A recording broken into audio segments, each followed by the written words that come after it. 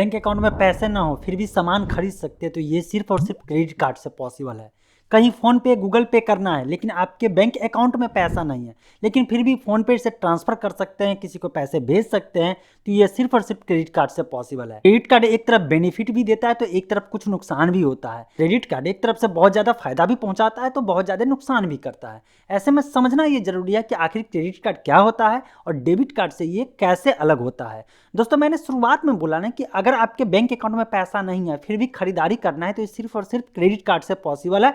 Otherwise कोई चीज़ EMI पे लेंगे तभी पॉसिबल है, दूसरा कोई ऑप्शन नहीं होता है। या कोई आपका जान पहचान है तो दे दे, लेकिन कभी फ़ोन पे कोई चीज़ जानते हैं मार्केट में ट्रांसफ़र करने की ज़रूरत पड़ जाती है और आपके बैंक अकाउंट में पैसा नहीं है जिससे लिंक्ड है, तो ऐसे में सोचेंगे यार अब क्या करें। तो ये भी पॉसिबल है कि क्रेडिट कार्ड अगर आपके पास है तो अगले को ट्रांसफ़र कर सकते हैं।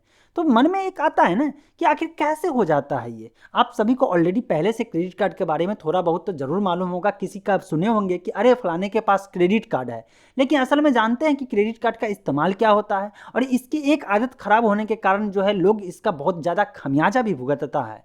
तो दोस्तों, क्रेडिट कार्ड कुछ नहीं है, बैंक के द्वारा या किसी एनबीएफसी के द्वारा जो है एक ऐसा कार्ड इशू किया जाता है जिसमें एक लिमिट तय किया जाता है कि आप उतने तक का खर्च जो है बिना पैसे आपके पास रहते हुए भी कर सकते हैं। और ये पैसा देगा कौन? तो क्रेडिट कार्ड इशू करने वाली कंपनी देगी। ये कंपनी कहती है कि आपको मैं एक क्रेडिट कार्ड देता हूँ, जिसको मतलब एक कार्ड देता हूँ, इसको क्रेडिट कार्ड कहते हैं, और इसमें आपको एक लिमिट तय करता हूँ। जैसे कि हर चीज़ का एक लिमिट होता है ना, जैसे बैंक अकाउंट है तो आप में जितना पैसा होता है उतना तक तो स्पेंड कर सकते हैं ना।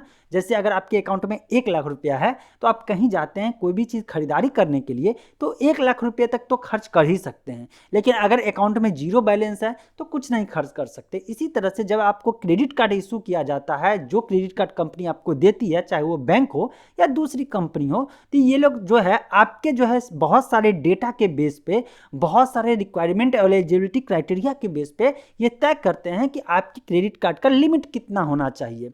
जैसे कि किसी को 15,000 भी हो सकता है, किसी को 50,000 भी हो सकता है, किसी को 1 लाख हो जाएगा, किसी को 1.5 लाख, 2 लाख, 3 लाख, जैसे भी हो। आपके जो है जितने भी डेटा है उस डेटा को एनालाइज करने के बाद ये लिमिट तय किया जाता है कि इतना तक अगर आपको दिया जाए तो इतने लिमिट तक के पैसे को आप कहीं भी ऑनलाइन खर्च कर सकते हैं, या जहाँ पे भी क्रेडिट कार्ड एक्सेप्ट किया जाता है वहाँ खर्च कर सकते हैं।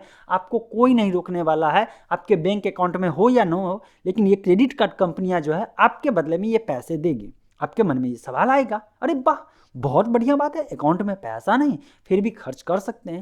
लेकिन सवाल आएगा कि यार जान पहचान वाले तो जल्दी पैसा नहीं देते हैं, ये कंपनी वाले पैसा कैसे दे देते हैं? आखिर ये जब भी पैसा ट्रांसफ़र करेंगे किसी को, चूंकि रुपे जो क्रेडिट कार्ड जब से आया है तब से आप फ़ोन पे, गूगल पे या कोई भी यूपीआई ऐप है जैसे क्रेडिट पे है, तो वहाँ पे भी क्रेडिट कार्ड को लिंक कर दीजिएगा और कहीं भी दुकान में जाते हैं, जो मर्चेंट होगा जहाँ पे भी पैसे एक्सेप्ट किया जाता है वहाँ पे स्कैन करिए और पैसा ट्रांसफ़र हो जाएगा, उसको पैसा मिल जाएगा। आपके बैंक से नहीं कटेगा, क्रेडिट कार्ड का जो लिमिट है उसमें से पैसा कटेगा।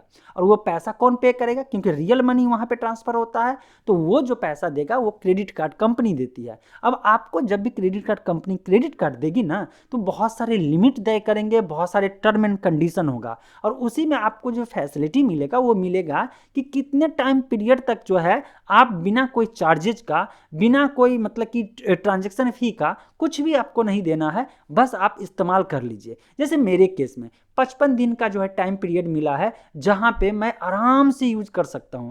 55 दिन मतलब 54 दिन तक तो इस्तेमाल कर सकता हूं, 55वें दिन जो है मुझे हर हाल में जो पैसा मैंने इस्तेमाल किया है उसको अकाउंट में, क्रेडिट कार्ड के अकाउंट जो एक अकाउंट नंबर जनरेट होगा उसमें जो कार्ड नंबर होगा उस पर जो है पेड कर देना होगा।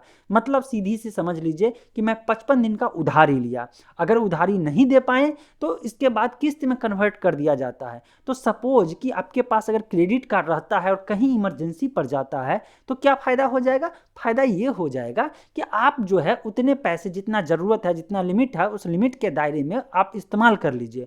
आपको जो है 1 महीने, 1.5 महीने जो भी टाइम पीरियड मिलता होगा उस टाइम पीरियड तक में आप टेंशन फ्री रहिए, जैसे किसी से उधार लेकर कोई काम कर लिए और इसके बाद पैसे को चुका दिए। अगर नहीं चुका पाए तब जा करके ये कंपनियां जो है क्रेडिट कार्ड कंपनी ईएमआई में कन्वर्ट करने का ऑप्शन देगी कि चलो कोई बात नहीं, आप पैसा नहीं चुका पाए, आपको फाइन देने की ज़रूरत नहीं है, आप जो है पैसे को किस्त में आप जो है एज ए लोन की तरह जो है रेट ऑफ इंटरेस्ट वहाँ पे लगेगा और जो भी किस्त आप बनाएंगे उस किस्त में पैसे को चुका दीजिए।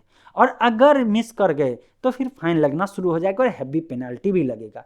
तो दोस्तों कहीं ना कहीं एक बेनिफिशियल ये हो जाता है कि आपको ज़रूरत है और ज़रूरत के समय जब कोई आपका रिलेटिव दोस्त नहीं देता है पैसा, तो ऐसे में क्रेडिट कार्ड का इस्तेमाल करके आप काम कर सकते हैं। नुकसान ये है कि आपका बिहेवियर हैबिट खराब हो गया तो आपको हैवी पेनल्टी भी देना पड़ सकता है। तो ये आप पे डिपेंड होता है कि आप क्रेडिट कार्ड का इस्तेमाल कैसे करते हैं। डेबिट कार्ड जब तक आपके अकाउंट में पैसा है उसका इस्तेमाल कर सकते हैं, क्रेडिट कार्ड आपके अकाउंट में पैसा हो या नहीं हो फिर भी इस्तेमाल कर सकते हैं। अब मुझे बताइए, क्या क्रेडिट कार्ड आप इस्तेमाल करना चाहते हैं या आपके पास क्रेडिट कार्ड है? नीचे कमेंट में जरूर बताइएगा। मिलते हैं फ्रेश और अपडेट के साथ अगले वीडियो।